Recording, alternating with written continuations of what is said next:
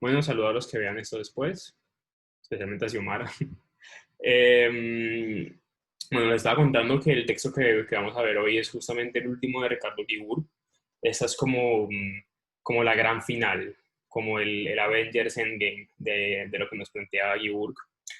Entonces, pues, bueno, en realidad no es tanto como el Endgame, pero sí es muy importante porque va a empezar a plantear como algo que ya hemos visto durante el semestre y es que justamente el derecho, si bien no sabemos qué es, tenemos como mucha claridad en que pues se trata de normas y que el derecho justamente es principalmente normativo o preferible o preferentemente normativo. Entonces el texto se llama La construcción de las teorías del derecho y pues nada, vamos a seguir aplicando la metodología de la vez pasada, entonces abren sus micrófonos y hablan o por el chat y hablan con libertad, ¿listo?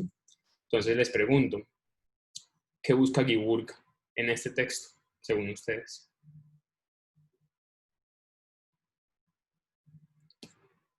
Entonces lo leyeron, ¿qué pensarían que es lo que quería? O sea, si ustedes fuesen Guiburg y les pidiesen pues no que explicaran, pero que dijeran cuál era su propósito, ¿qué les gustaría que se llevara el lector? ¿Qué piensan que se debería llevar, que se deberían llevar ustedes? Yo pienso que es como explicar el qué es, pues, de forma definitiva, porque en todos los textos siempre deja como esa incertidumbre de decir, pues, en realidad textualmente el derecho.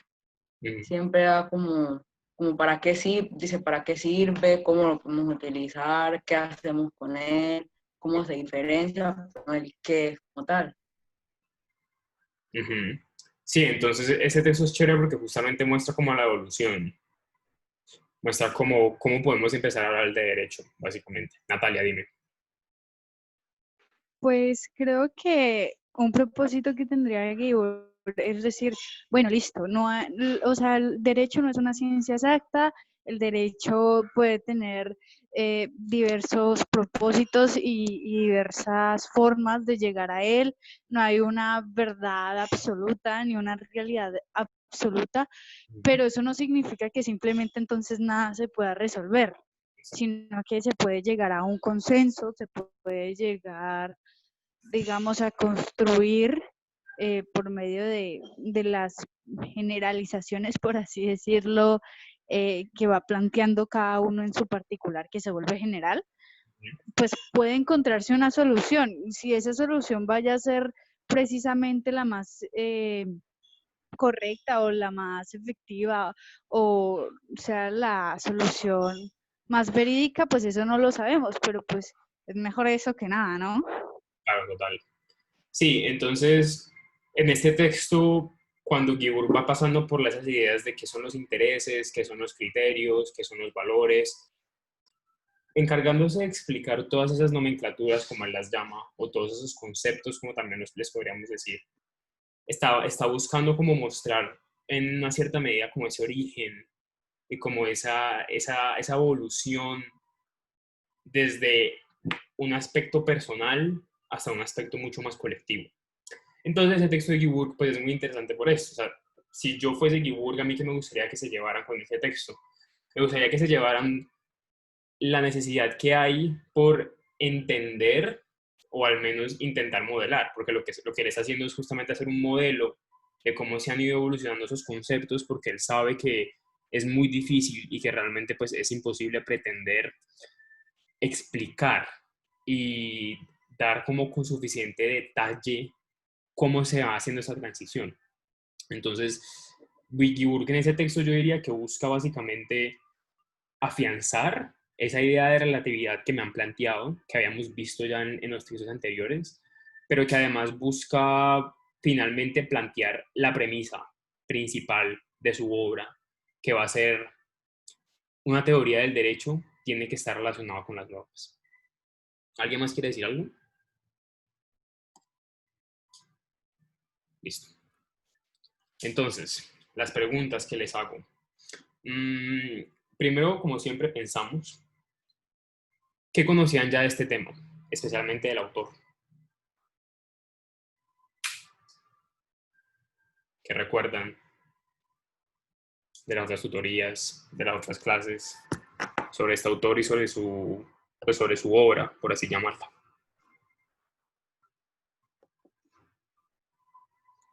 Pueden rezar sus notas, hacer chancú, no pasa nada, la idea es que participen. Dale, Natalia.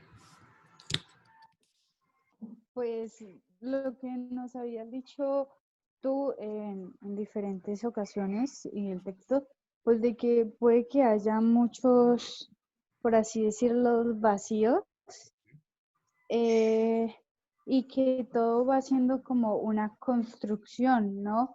Y pues él trata de mirar, o sea, siento que pues él es muy relativista, pero también trata como de mirar todos los orígenes y todos los problemas que puedes llegar a tener pues el derecho, como pues, lo lingüístico, la parte de las percepciones y otros conceptos. Sí, no, total. O sea, justamente veíamos en la tutoría pasada esta idea de contrastar esos órdenes genéticos y temáticos para ir planteando y para ir entendiendo ese marco filosófico en el que se va a mover el derecho. Entonces, todo lo que hemos visto, recordemos que este módulo está encaminado a entender la parte teórica y como la parte filosófica del derecho, y asimismo lo que buscamos es comprender esos orígenes, es comprender esas evoluciones, porque es que si bien existe ese aforismo que dice que donde hay sociedad hay derecho, pues no es el mismo derecho al que nos enfrentamos hoy. Entonces es importante reconocer cuál ha sido esa transformación, así sea un aspecto teórico y modelado, de cómo ha evolucionado el derecho y a partir de qué ha evolucionado, que es lo más importante. De lo que decía Guibur con los textos que ustedes ya habían visto, ¿piensan que hay alguien que piense distinto a él? Que trate como de contrariar o que plantee una perspectiva completamente opuesta o distinta a lo que plantea Guibur en ese texto.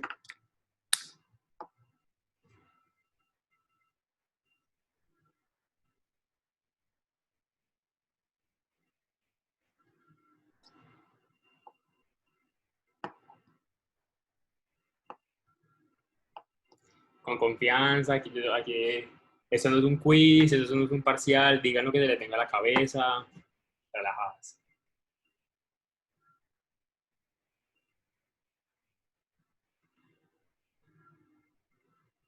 ¿Ni idea?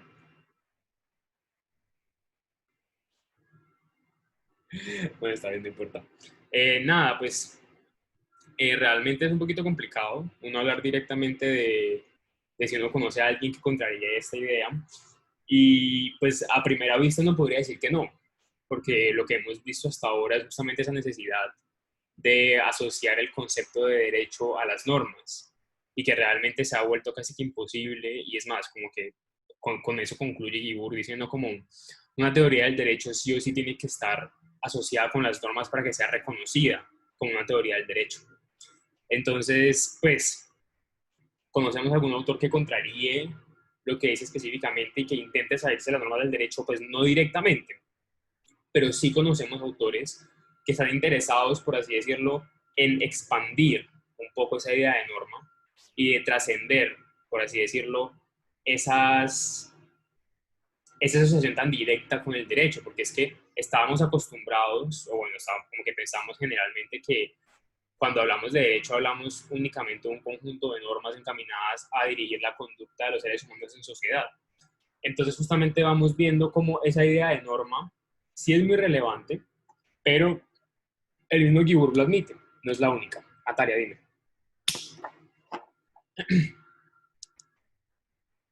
Pues hace un tiempo pues estaba leyendo como El alma de la toga y me di cuenta que, no me acuerdo del nombre del autor, pero, o sea, él antepone ante cualquier caso más que la teoría, antepone mucho la ética y el bien de la sociedad, digamos, lo que él dice es que, y, o sea, lo primordial ante un abogado es que él sepa que él es un funcionario para la sociedad, ¿no?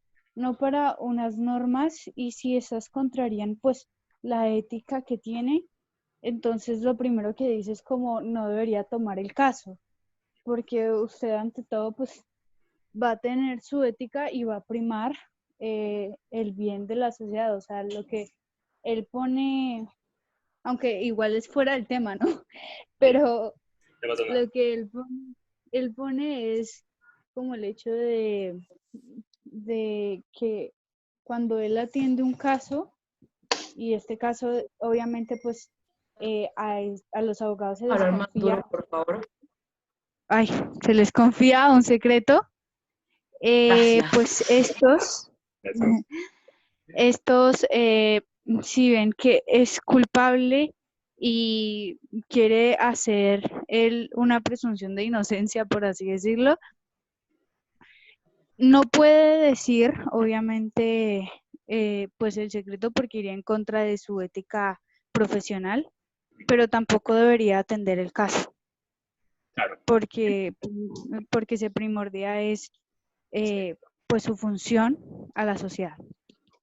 claro. Entonces lo que planteas ahí es muy interesante porque justamente nos abre el panorama un poquito más a otras ideas sobre lo que representa no solamente el derecho, sino también la práctica legal.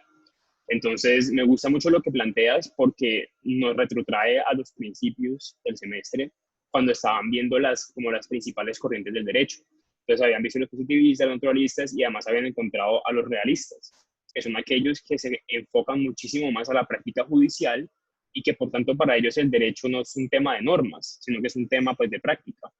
Y así mismo sucede con lo que me planteas sobre la ética y sobre pues, como la parte práctica del derecho y pues como ese aspecto moral que rodea la práctica jurídica y rodea a los abogados, porque justamente hay muchas maneras de entender el derecho y en ese sentido, cuando nos focalizamos más en la práctica, como hacen los realistas, nos vamos a dar cuenta de que las normas van a adquirir más bien un segundo plano.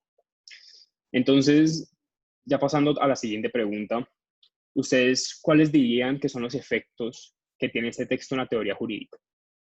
¿Les parece importante? ¿No les parece importante? O sea, hagamos un juicio de valor sobre lo que hace el texto, por más de que no estemos capacitados para hacerlo. Pero díganme ustedes qué piensan. O sea, ¿ustedes de verdad piensan que es un autor o que es o específicamente un texto que sea reconocido como a nivel académico? ¿Qué dicen?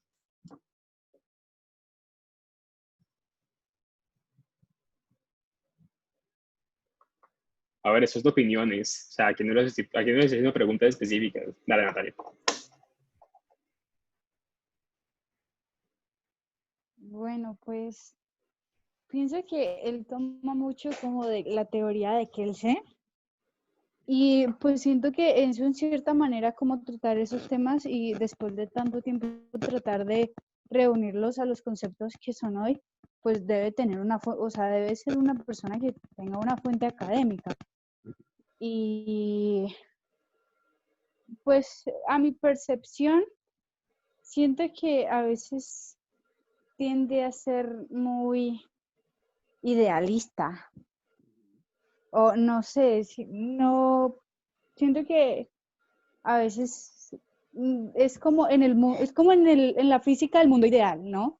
En el mundo ideal se supone que se deben cumplir estas normas y se supone que las cosas son así, pero pues a la hora de hacer los cálculos en la realidad, pues vos ves que el mundo ideal pues puede estar bien ahí, pero no bien aquí, porque hay diferentes factores que, que lo cohíben, que pues hacen excepciones. Aunque lo que me gusta es que reconoce que no todo es certero. Y pues eso, pues para las personas que normalmente son académicas, o sea, contradecirse al mismo tiempo pues les resulta algo un poco, no sé, incoherente. Okay. Pero lo bueno es que él reconoce que no hay una verdad absoluta ni una realidad absoluta, pero hay un acuerdo mutuo. Claro. Sí, pues en ese sentido, Giburg es un autor que yo personalmente nunca había escuchado y que nunca he escuchado nombrar por otro profesor. No es como Kelsen, como Dworkin, como Hart, que son pues eminencias en el mundo del derecho y que cualquier abogado los conoce. Pero en ese mismo sentido, como la profesora Juliana se encarga por darles más bien un enfoque más investigativo y como más teórico a la materia, eh, lo que plantea Guibourg es casi que paradigmático, porque se encarga de establecer la manera en que se deberían, por así decirlo, tratar las personas. Entonces, en ese sentido, está como bien que permita una suerte de incoherencia, porque es reconocer que lo que decía Natalia, pues no existe como esa verdad absoluta a la cual se pueda hablar. Valentina, ¿vas a decir algo? Sí, pues no, me parece que son buenas lecturas que nos puso Juliana. Y pues el autor también me parece que es pertinente. Y pues dice muchas cosas importantes, como que aportan muchas cosas, pues no solamente como en la parte del derecho, sino también como pues para la formación personal, como tener en cuenta que pues todas las personas tenemos como nuestra propia realidad interna, que hay palabras que, o bueno, el derecho también, que no se pueden definir como con un solo concepto, que digamos en esta tercera lectura, él habla digamos, de palabras que todos sienten, como libertad, vida, dignidad, igualdad, justicia, honestidad, y que pues que siempre van a ser definidas de diferente manera.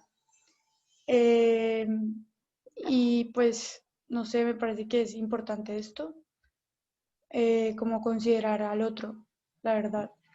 Y pues no creer siempre que nosotros tenemos la razón. Entonces me parece que es también importante. Totalmente de acuerdo. Listo. Entonces, ya como última pregunta, quiero que piensen en los conceptos del texto. ¿Cuáles son esas palabras como con tanto significado, como con tanta relevancia dentro del texto? Y pues no me las manden, solamente tenganlas en mente para verla más adelante, ¿listo? Entonces ahora pasamos a la parte de sentir, porque quiero que me cuenten cómo se sintieron con el texto. ¿Les pareció difícil entenderlo?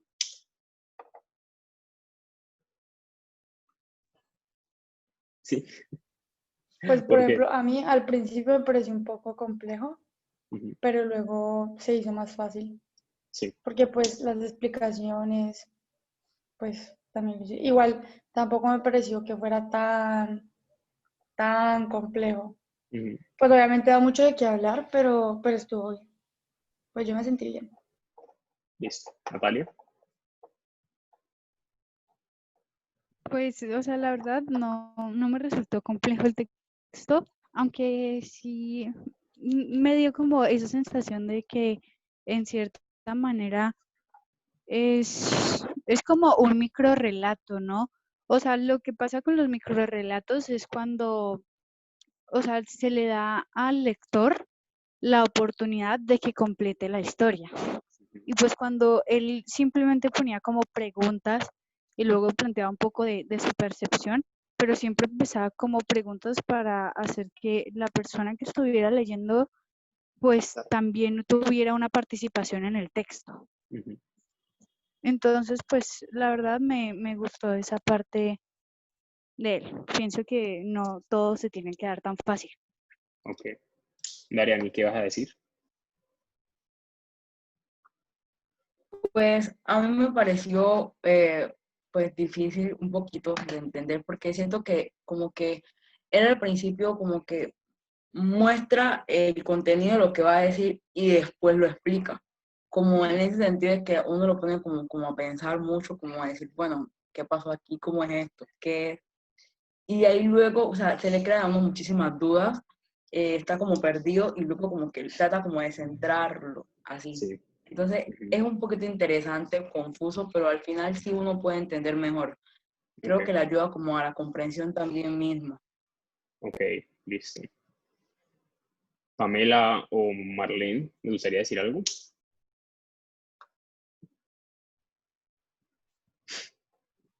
Pues a mí pues me pareció un poquito pues como complicado, pues porque digamos que hay cierta, no sé, o sea, para mí como que a veces se contradice y después vuelve y bueno, pero pues me parece muy interesante, digamos como en la forma en la que escribe, porque la base en la que hace los ejemplos son coloquiales, o sea, son como del diario vivir o de lo que a veces se pasa. Entonces, digamos que por ese lado, pues me pareció bien.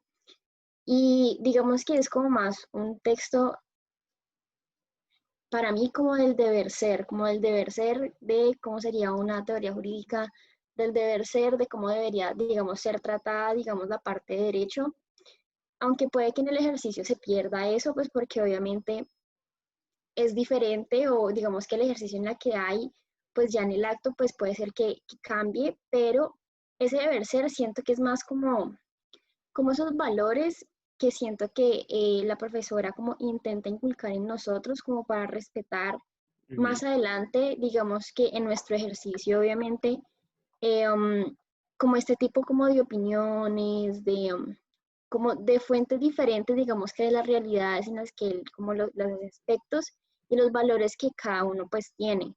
Sí, claro.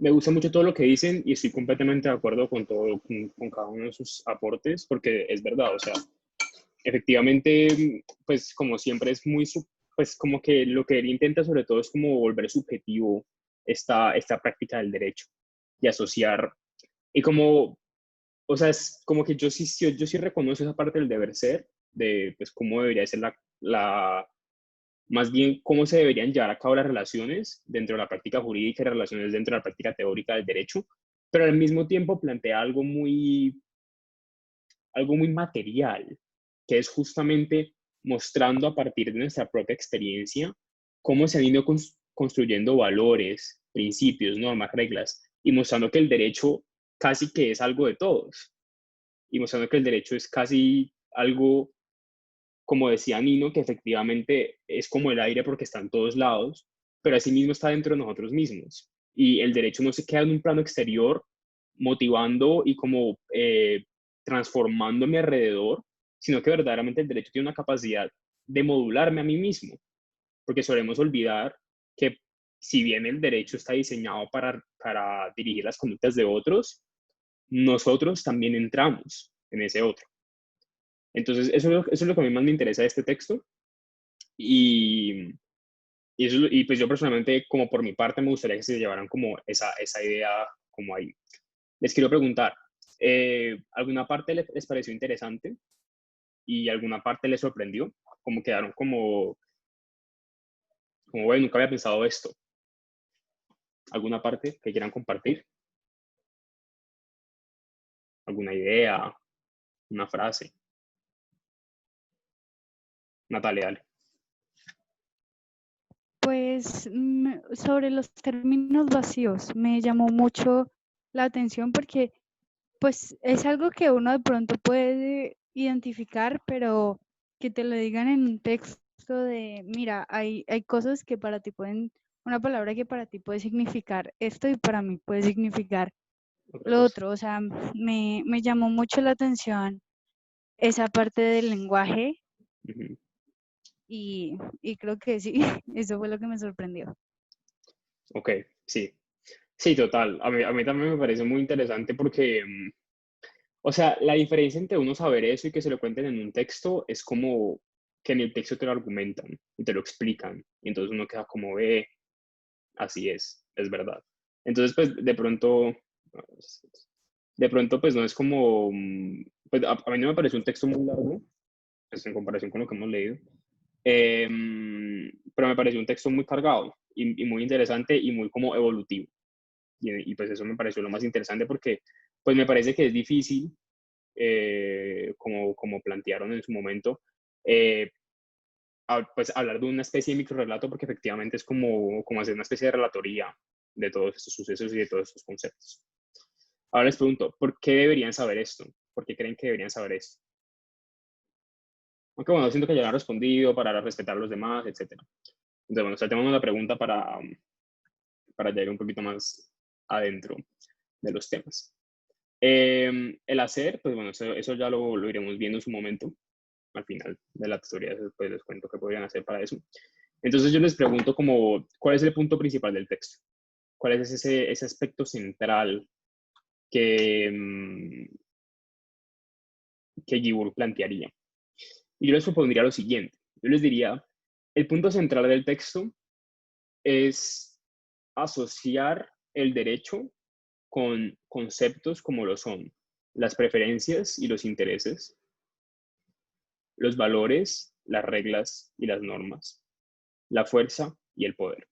Entonces lo que estamos haciendo, lo que hace Giburg, es utilizar esta idea de derecho y tratar de relacionarlo con todos esos conceptos y mostrar esa especie de evolución. Y mostrar cómo se va transformando una simple preferencia hasta constituirse en derecho. Pero lo que vemos y lo que él siempre va a decir es que esto es esquemático y es un modelo, porque un modelo es una simplificación de la realidad. Entonces, si bien el derecho y la constitución del derecho y de las normas van a obedecer a esta clase de conceptos y a esta clase de evolución, es importante reconocer que pueden haber muchos procesos en marcha en un mismo momento. Y como estamos hablando de algo que corresponde a la sociedad, algo que no es conciso, algo que no es, por así decirlo, mecánico, sino que es muy, muy dependiente de las cosas que sucedan en la sociedad, no podemos establecerlo tan directamente como lo quisiera plantear Giburg. En ese sentido, es una especie de deber ser.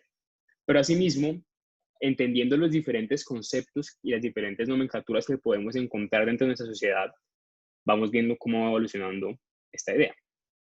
Entonces, primero quiero que hablemos de la idea de preferencia.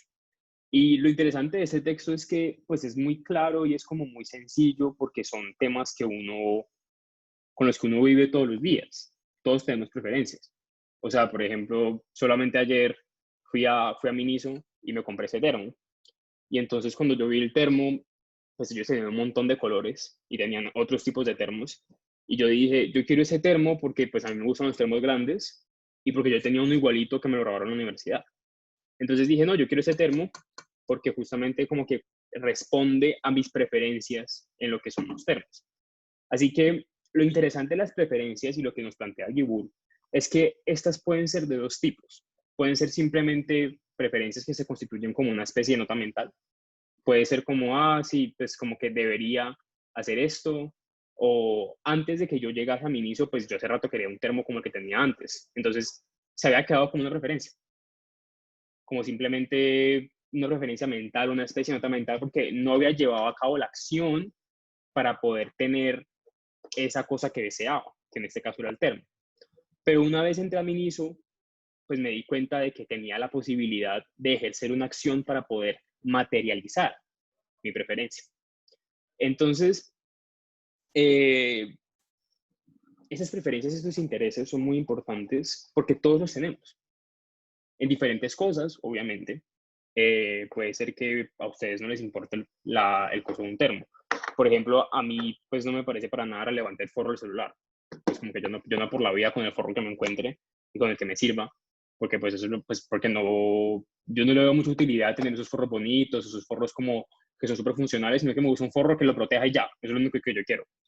Pero por ejemplo, yo con los audífonos estoy súper jodido, porque pues yo escucho mucha música y me gusta tener unos buenos audífonos para escuchar mi música.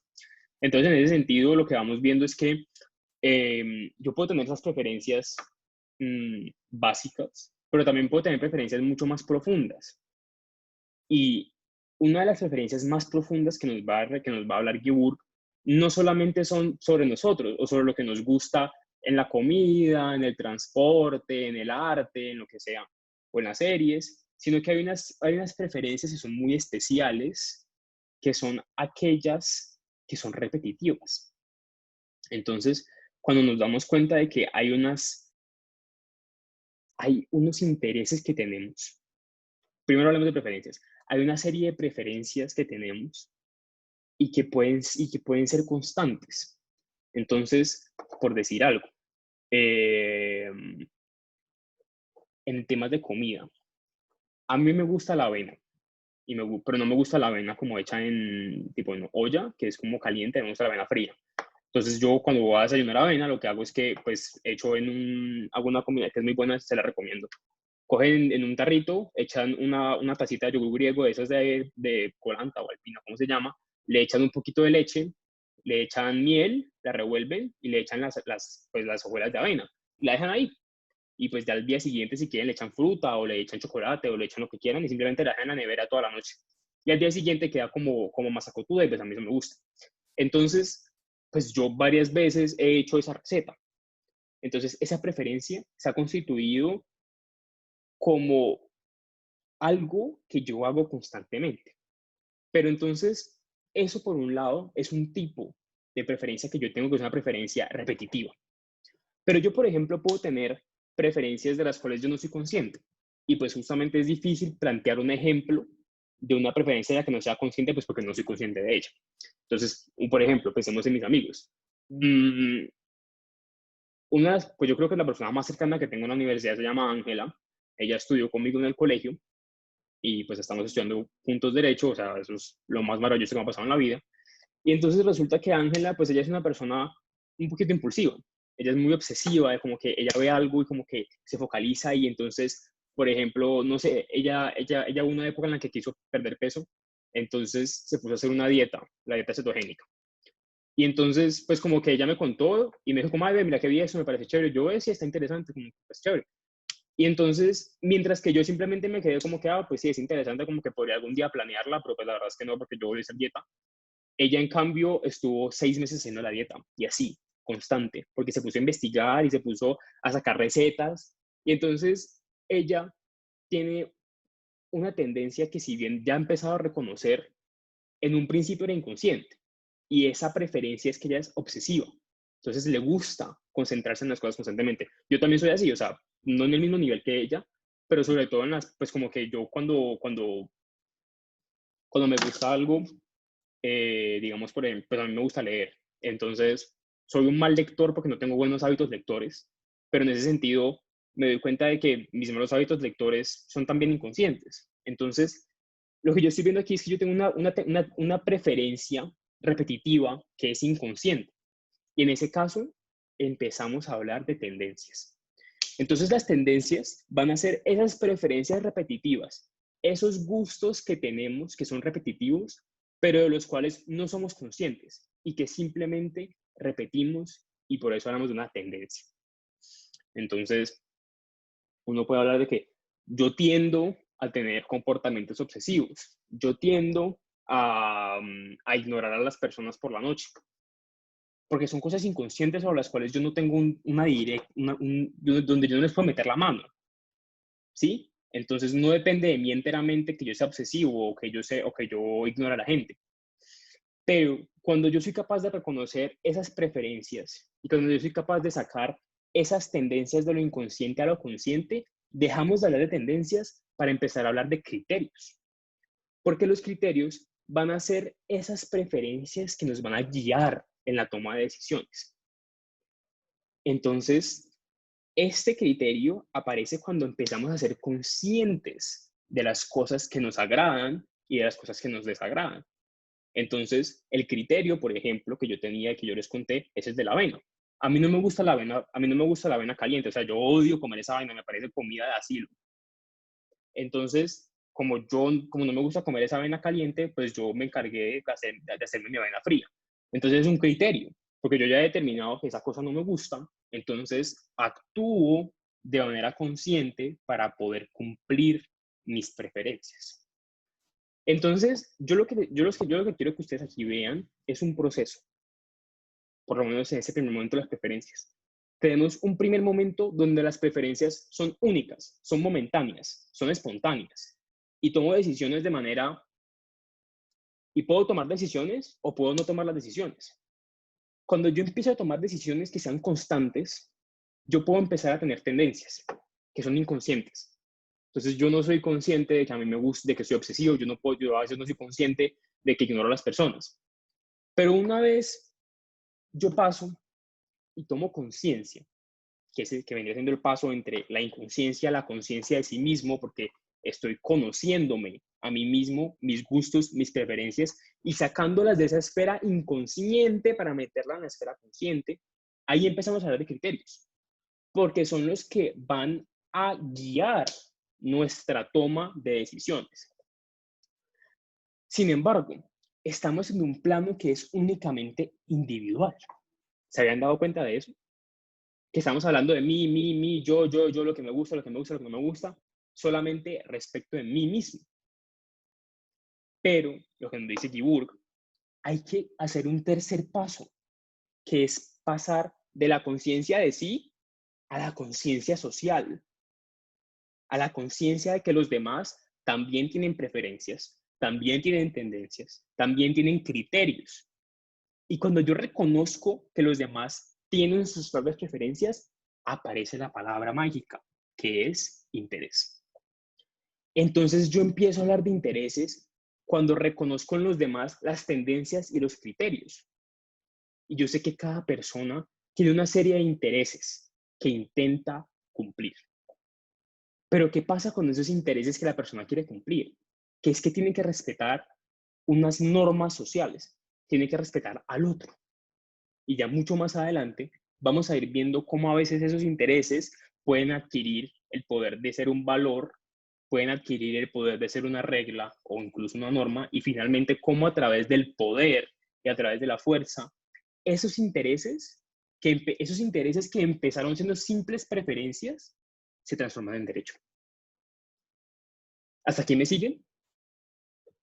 ¿Estoy claro? Porque es que hay un montón de detallitos.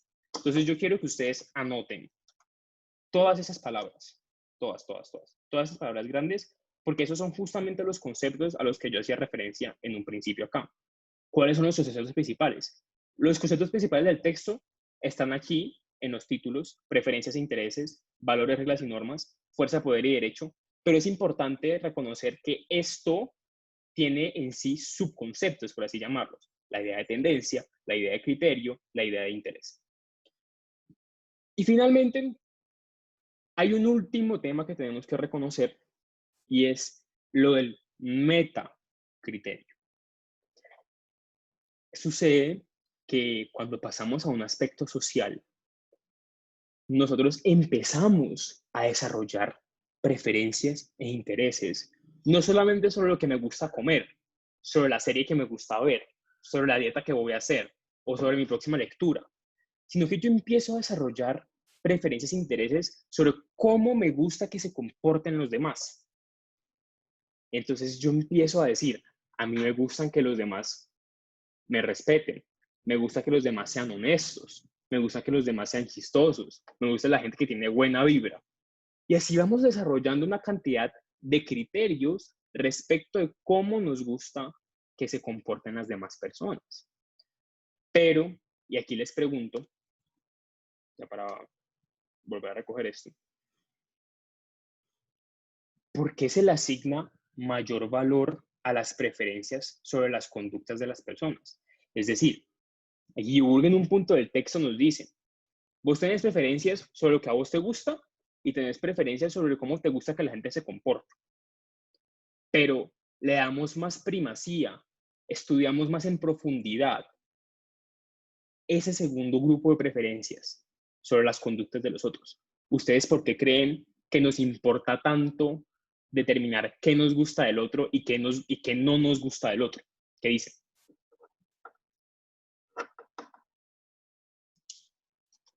¿Por qué somos tan insistentes en saber qué nos gusta, qué no nos gusta? Porque somos selectivos. ¿Pues somos qué? Selectivos. Porque somos selectivos y porque estamos en sociedad. ¿Cierto? Natalia, dale. Pues yo iba a decir eso, lo de por la convivencia. Exacto. Digamos, si no hay unos criterios principales, pues es muy difícil ponernos de acuerdo, o sea, poner de acuerdo y que nos agrade todo el mundo, pero pues por lo menos tenemos la regla básica de que si el otro no nos agrada, debemos respetarlo y no matarlo. Exacto. Entonces, le asignamos un mayor valor a las preferencias o las conductas de los demás porque sabemos que estamos en sociedad y que, primero que todo, tenemos que ser comunicativos. Nos vemos en la necesidad de comunicar constantemente nuestras preferencias e intereses sobre los demás. ¿Pero por qué lo hacemos sobre los demás? Porque es que yo como entidad, yo como ser, estoy diseñado para autopreservarme. nosotros seguimos siendo animales, que somos animales racionales, sí lo somos, pero no quita que sigamos siendo animales. Entonces, en ese sentido, hay una serie de instintos primitivos que guían en un primer momento nuestra conducta. Y como guían nuestra conducta, resulta que es muy importante ese instinto de autopreservación, de cuidarnos a nosotros mismos. Y sabemos que una de las maneras de cuidarnos a nosotros mismos es comunicándole a los demás qué no nos gusta que nos hagan, qué nos duele, qué nos molesta, pero asimismo, qué nos hace felices, qué nos alegra, qué nos gusta. Entonces, resulta que estos criterios tienen un segundo plano, porque yo puedo tener preferencias sobre cosas como lo que decíamos antes, el arte, la comida, hasta la misma gente, y tenemos preferencias sobre eso. Pero entonces hay un segundo momento, hay un segundo plano que es el que se encarga de criticar esos criterios que ya hemos establecido. Entonces empezamos a cuestionarnos como seres humanos por cuáles son los mejores criterios para tomar decisiones, por ejemplo. Entonces decimos como, no, es que si vos estás enfrente de una decisión, pues para que puedas tomar la mejor decisión, puedes hacer una lista de pros y contras. O puedes hablarlo con una persona que te conozca, o hablarlo con tus papás. Entonces vas a tener en cuenta el aspecto económico, el aspecto social, el aspecto de responsabilidad. Entonces empezamos a desarrollar criterios para tomar criterios. Entonces tenemos lo que llamamos metacriterios. Porque meta significa más allá. O sea, cuando vean que una palabra tiene un meta antes, imagínense que es como más allá de eso, pero al mismo tiempo es como introspectivo. Entonces, por eso les digo aquí, criticar criterios es establecer metacriterios, porque es yo ir más allá de los criterios simples y decir, no, es que este criterio no sirve porque no es suficiente o porque no tiene en cuenta suficientes otros factores. Así que aquí es cuando ya podemos empezar a hablar de valores, reglas y normas. Porque es que, y aquí nos focalizamos a ese aspecto social, a las preferencias y a los intereses sociales, es decir, respecto a las conductas de los demás. Cuando empezamos a construir metacriterios, cuando empezamos a tomar decisiones sobre cuáles son los criterios que deberían regir nuestra conducta, empezamos a reconocer la existencia de lo que llamamos esquemas axiológicos, que son pasados generacionalmente. Estos esquemas axiológicos, recuerden que axiológico hace referencia a axioma, y axioma está relacionado con moral, con valores, con principios. No directamente principios, pero valores sí.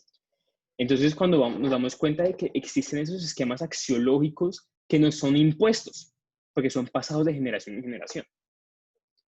Entonces, dentro de esos esquemas axiológicos, ¿qué encontramos? Encontramos una serie de pautas, desarrollamos una serie de preferencias sobre la conducta de los demás que van a compararse o que van a remitirse a esos esquemas axiológicos. ¿Por qué? Porque resulta que cualquier criterio que desarrollemos sobre la conducta del otro siempre va a ser de orden valorativo.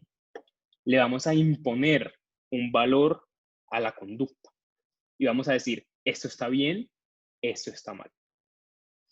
¿Y por qué? Porque existen esos esquemas axiológicos, esos principios que nos han guiado generacionalmente para actuar. Entonces, por ejemplo, yo creo que el esquema axiológico más grande que existe es la moral judeocristiana, mediante la cual hay una serie de instituciones que ha establecido esa moral y que nos dice que son las que están bien.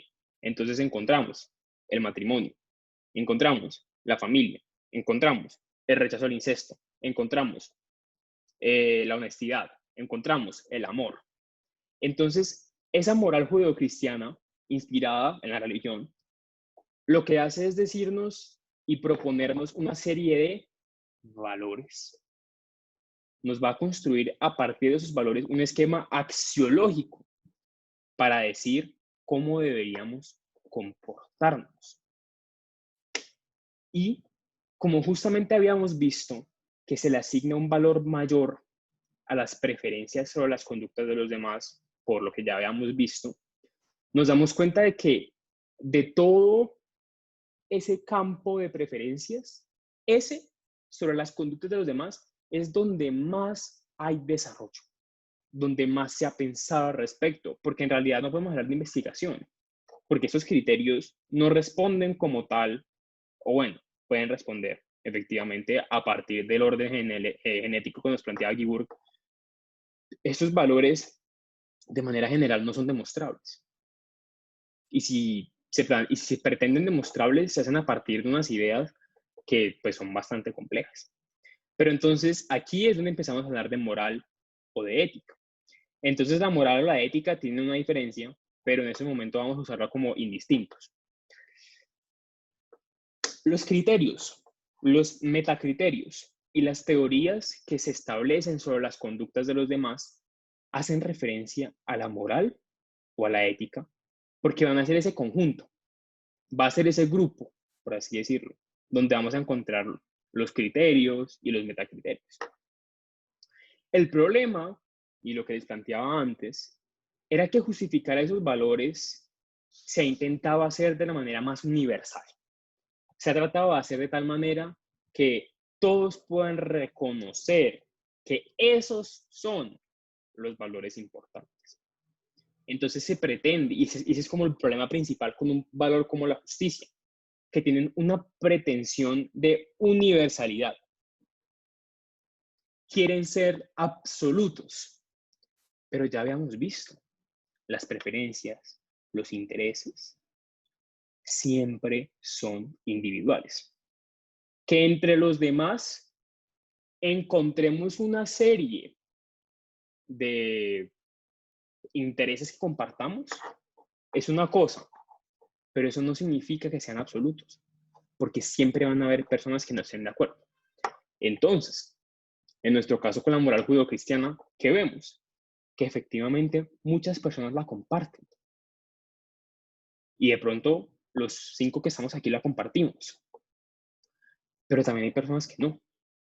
Porque por eso existen personas que se llaman a sí mismas o a sí mismos brujas y brujos. Por eso existen personas que se dedican al culto de Satán. Pero también encontramos personas que se dedican a la religión budista o al Islam.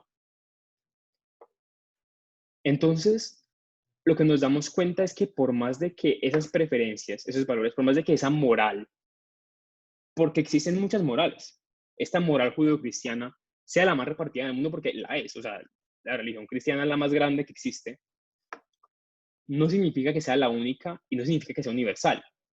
Pero ¿qué pasa?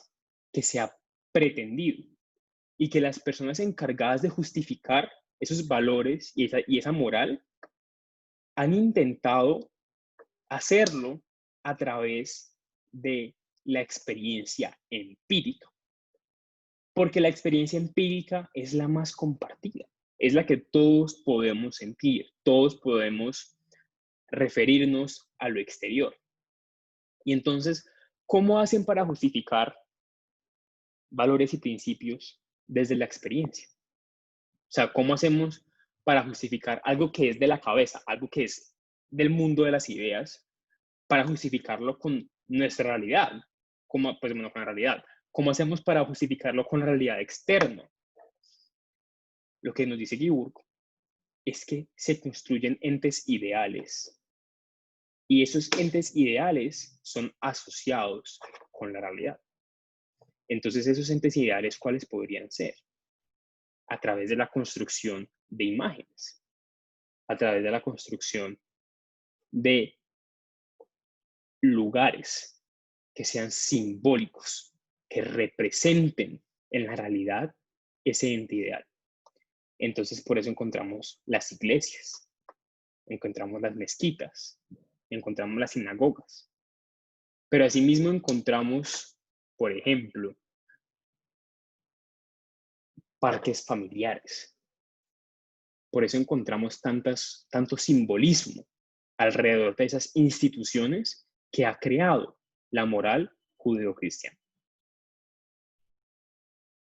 ¿Hasta aquí me siguen? ¿He sido claro? ¿Me han entendido? ¿Tienen dudas? ¿Sugerencias, inquietudes? Listo. Entonces yo aquí les dejo la pregunta. ¿Cómo se llega a los valores? Recapitulemos. A los valores se llega a partir de el hecho de compartir una serie de intereses con otras personas. Y a partir de eso, a partir de ese hecho de compartir intereses con otras personas, se empieza a volver algo generalizado y se empieza a usar como criterio para medir las conductas de los demás. Cuando eso sucede, ya podemos empezar a hablar de valores. Entonces, cuando los intereses de un grupo, aquí vamos a explicar esa frase. Cuando los intereses de un grupo, recordemos, los intereses de un grupo, es decir, una serie de preferencias compartidas, son condecorados ontológicamente, es decir, cuando se asocian los entes ideales a la realidad, los logran hacer ingresar a la realidad, logran que esos intereses hagan parte de la realidad empírica. Y, posterior a eso, son pasados, son diseminados de manera generacional y de manera social. Entonces, es una etapa dentro de la cual se comparten y se busca que las personas reconozcan esos intereses, y cuando ya son reconocidos de manera general, y además de ser reconocidos, empiezan a ser pasados generacionalmente, a lo que nos enfrentamos es a valores. Pero hay distintos tipos de valores, y esto hace referencia a la manera en que se pueden diseminar los valores, la manera en que se pueden compartir y dar a conocer esos valores. Pero entonces, aquí ya empezamos a hablar de principios y su diferencia con las reglas. Los principios van a ser esos conceptos, esas ideas que nos dicen, esto es bueno, mantengámoslo así. Entonces encontramos, por ejemplo, un principio de igualdad, dentro del cual vamos a decir, todos somos iguales, a pesar de nuestras diferencias. Y por el simple hecho de ser humanos, tenemos derechos a las mismas cosas. Eso significa que se está enfatizando que las cosas deben hacerse de una manera igual. Pero a veces, para poder cumplir esos principios, se va a hacer uso de diferentes herramientas. La principal van a ser las reglas, que se van a encargar de ser instrucciones que busquen decirle a las personas cómo comportarse de tal manera que se pueda preservar el principio o que se pueda alcanzar el principio. Entonces, cuando se constituye este principio de la igualdad, a lo que nos enfrentamos es a que tenemos una serie de reglas que nos dicen, no puedes discriminar. No puedes discriminar, y por tanto, así, obligando a las personas a adoptar actitudes que no sean discriminatorias a través de las reglas, y bueno, en un cierto punto a través de las normas, se logra preservar ese principio de igualdad. Pero en los casos donde se transgreda la regla, en los casos donde se violen los principios, las reglas pueden contar con una serie de amenazas para lograr que el principio que se vio en un momento transgredido se mantenga otra vez y vuelva a su estado original, a su estado correcto. Pero también hay que entenderlo en un sentido más complejo, y aquí esto ya es una parte más discutida, porque es que yo cómo sé cuando el principio ya existe y es cuestión de preservarlo, o yo cómo sé si el principio es una idea, pero no la hemos alcanzado. Porque la igualdad, de manera fáctica, podemos decir que no existe, porque no existe. O sea, a las mujeres las tratan muy distinto como las tratan los hombres. A las personas de color las tratan de una manera muy distinta como lo trata una persona blanca. Y existen una cantidad de situaciones donde vemos que la igualdad no existe como tal. Entonces, la pregunta es, ¿estamos buscando preservar la igualdad o estamos buscando alcanzarlo? Es un tema de debate. Otro, por ejemplo, podría ser el principio de la honestidad, un principio muy propio de la moral judeocristiana.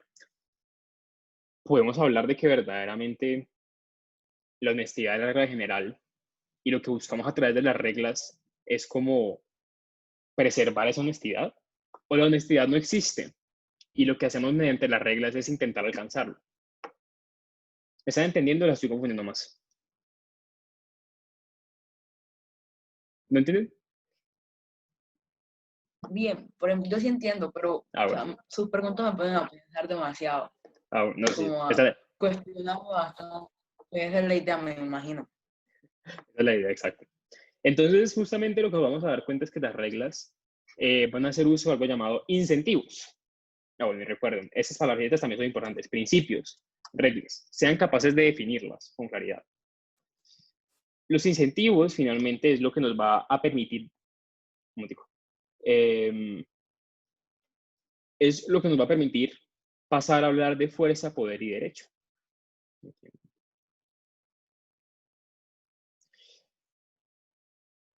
Aquí yo quiero que ustedes se hagan una idea de lo que voy a seguir hablando. ¿Cómo entiende Giburg el poder? ¿Ustedes qué dirían? ¿Qué es para él el poder?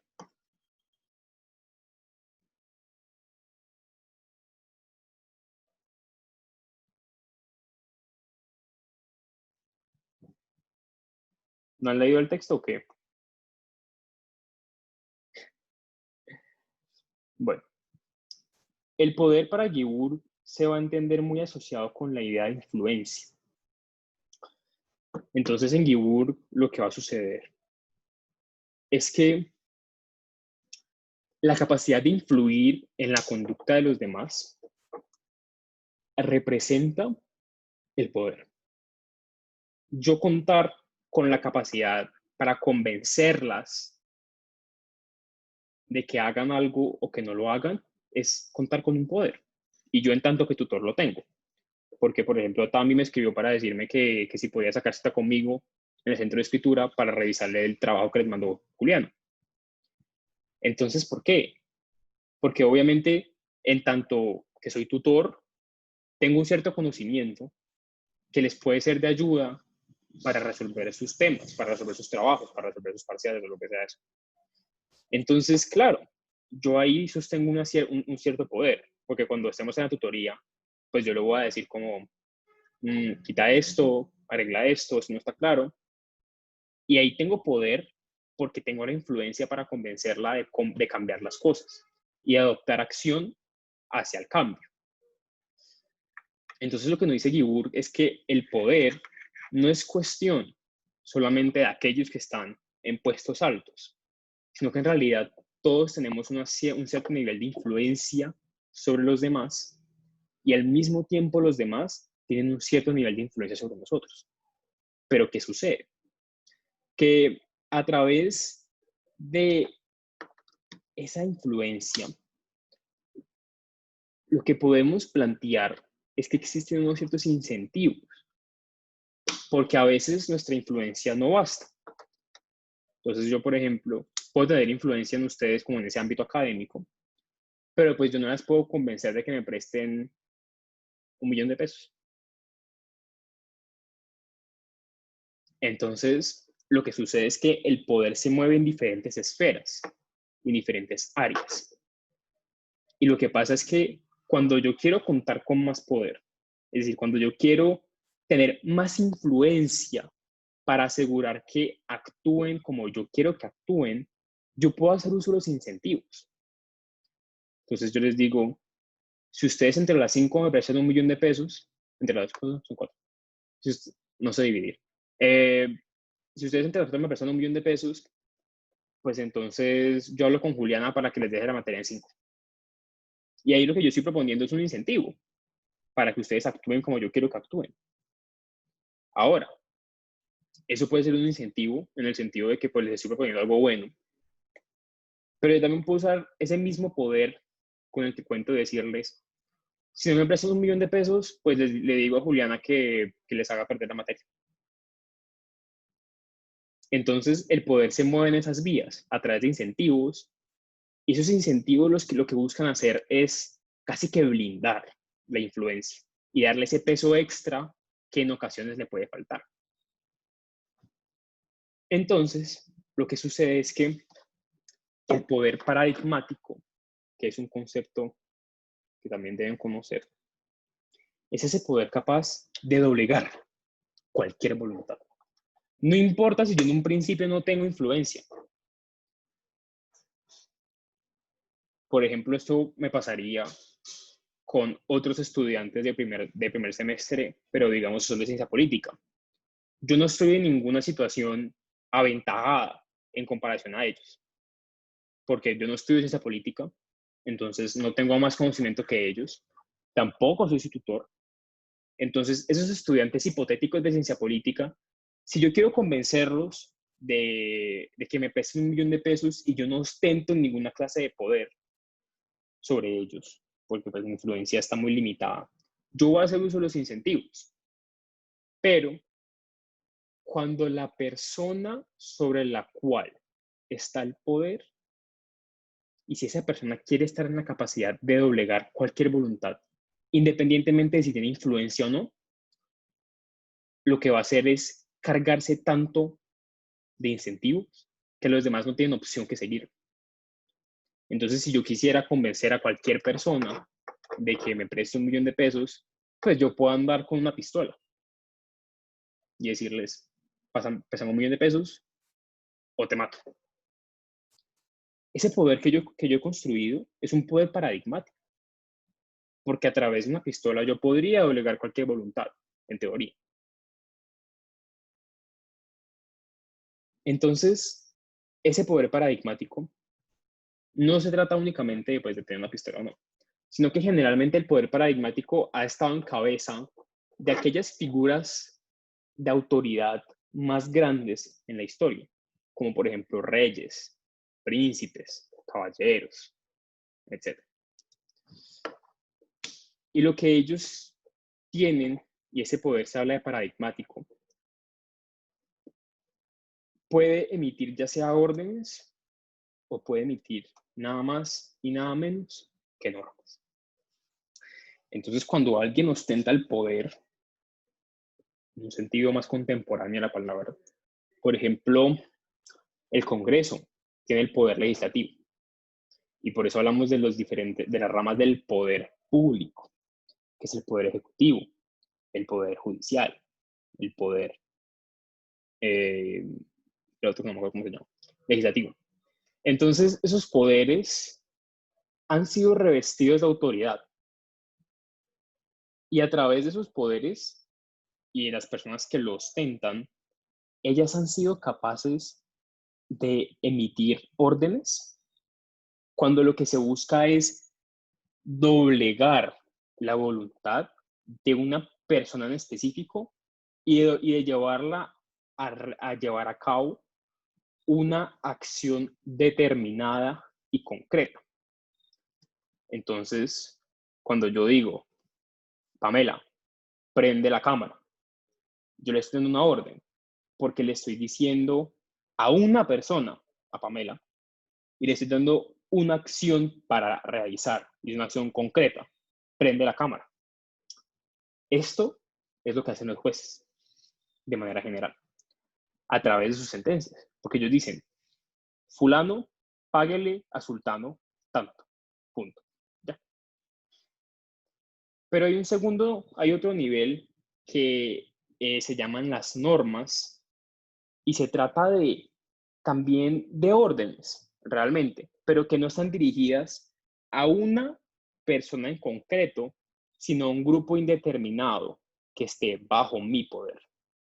Entonces el Congreso emite normas porque él es capaz de producir órdenes, de decirle a las personas cómo comportarse, pero no tiene que decir, no tiene que ir a la Registraduría Nacional para decir a quién le aplica cada una de estas normas, sino que lo que hace es simplemente emitir una ley y decir, síganla. Y si no la siguen, yo tengo incentivos detrás que van a asegurar que ustedes la cumplan. Y si no la cumplen, listo, nos vamos a un proceso judicial. Entonces, la cuestión con las normas, y como ya se pueden imaginar, es que hay muchos tipos de normas. Y es más, norma, en realidad, es, por así decirlo, el género. Mientras que la ley va a ser la especie, la sentencia va a ser la especie, el acto administrativo va a ser la especie, la resolución va a ser la especie, la ley estatutaria, la ley ordinaria, la ley orgánica. Todas esas leyes son normas, pero tienen diferentes cualidades entre ellas y no les puedo asegurar si vamos a ver eso próximamente, porque Juliana no me ha dicho nada. Pero sí les puedo decir que lo más probable es que sí empecemos a hablar de algo llamado teoría de la norma, que es justamente lo más relevante. ¿Por qué? Porque lo que nos va a decir Guibert es lo que da un paso directo a empezar a hablar de las normas, que es que la teoría que no conserve punto de contacto alguno con las normas y las nomenclaturas que llevaron a las normas, es decir, las preferencias, las tendencias, los criterios, los valores, etc., no serán aceptadas como una teoría del derecho. Porque si el derecho ignora todo esto, no está teniendo en cuenta lo importante. Porque es que entonces, ¿qué pasa? Que es que el derecho no es únicamente normas, porque el derecho también tiene poder, porque el derecho también tiene fuerza, porque el derecho también tiene valores, porque el derecho tiene reglas, porque el derecho tiene preferencias e intereses. Tan lindo el gato. Porque el derecho también responde a muchas cosas. Entonces, por eso es tan importante tener en cuenta todos estos conceptos, porque todos para el derecho son súper relevantes. Ahora, de manera final, pues las invito a que... A ver si no lo arreglé. A ver si. Les propongo que hagan una línea del tiempo explicando la evolución de los conceptos, como lo que les decía, como cómo pasamos de una preferencia a terminar hablando de derecho. O bueno, de norma más bien. ¿Cómo es esa evolución del punto A al punto B? Entonces vamos a encontrar preferencias, valores, tendencias, criterios, intereses. Y vamos a encontrar valores, valores, principios, reglas. Y al final encontramos la norma. Les propongo cómo le explicarían esto a un niño de 8 años o ni siquiera a cualquier persona que no tenga ni idea del texto. Explíquenselo para estudiar, explíquenselo a su mamá, a su papá, a su tío, a su tía, a su hermano, a su hermana, a quien esté en la casa. Porque verdaderamente la mejor manera de aprender es explicando. O sea, ustedes pueden hacer la cantidad de resúmenes que quieran, pero hasta que no sean capaces de colocarlo en palabras a través de ustedes, no, pues no va a ser nunca suficiente. Pues les doy la recomendación de siempre. Hagan una pregunta tipo parcial sobre el texto. Y la lista, que me parece súper chévere. 3 ideas nuevas, 2 ideas interesantes y una pregunta latente. Entonces, nada, les pregunto. ¿Tienen preguntas? ¿Quieren decirme algo? ¿Algo no les quedó claro?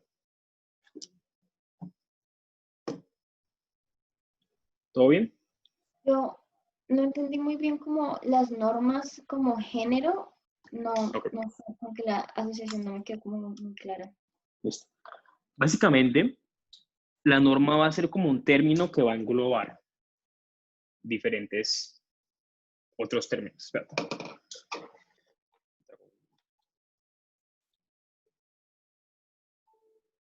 Mira esto. Tú vas a encontrar cosas como leyes, sentencias, actos administrativos. Esos son como los tres tipos de normas más grandes en nuestro ordenamiento jurídico colombiano. Y cada uno es expedido por una diferente rama del poder. Las leyes por el poder legislativo, las sentencias por el poder judicial y los actos por el poder ejecutivo. Pero entonces, ¿por qué es importante hacer la diferencia? Porque es que lo que engloba todo esto no es la palabra ley, es la palabra norma. Entonces la norma, o sea, todas estas cosas son normas. ¿Por qué? Porque es que la norma, ya habíamos hablado en su momento, es, por así decirlo, una entidad del lenguaje que está muy asociada con la función prescriptiva del lenguaje, la que es capaz de decirte cómo comportarte. Y aquí es donde vemos cómo todo se va relacionando, porque es que si la norma es la encargada de decirte cómo comportarte, pues entonces significa que hay un grupo que tiene unas ciertas preferencias y que han establecido una cierta moral para decirte cómo comportarte. Entonces la norma va a adquirir diferentes especies. Entonces por eso hablamos de género, porque es como perro, ¿sí me entiendes? Como que existe la palabra perro, o bueno, pues en un sentido biológico, los canes, y ese es el género. Pero dentro de los canes, por ejemplo, encontramos pues, a los perros en sí, y encontramos a los pomeranias, a los pugs, a los labradores. Pero también encontramos otras especies, como por ejemplo, en esos días me enteré que los zorros también son canes. Los lobos son canes. Entonces, can es a esto lo que la norma es a esto. Es decir, para entenderlo de una manera sencilla, perro, que es como ese término como indistinto para referirse a cualquier perro, es la norma. Mientras que las leyes, sentencias, actos administrativos los puedes asociar con una especie o con una raza de perro. Entonces, digamos que las leyes son los pomeranias, las sentencias los labradores y los actos los pugs. Sí, entonces como que van a tener una característica que los una, pero van a tener unas diferencias que justamente las hacen distintos. ¿Sí? ¿Más claro? Sí, Listo. gracias. ¿Alguien más tiene una pregunta? ¿No? Listo.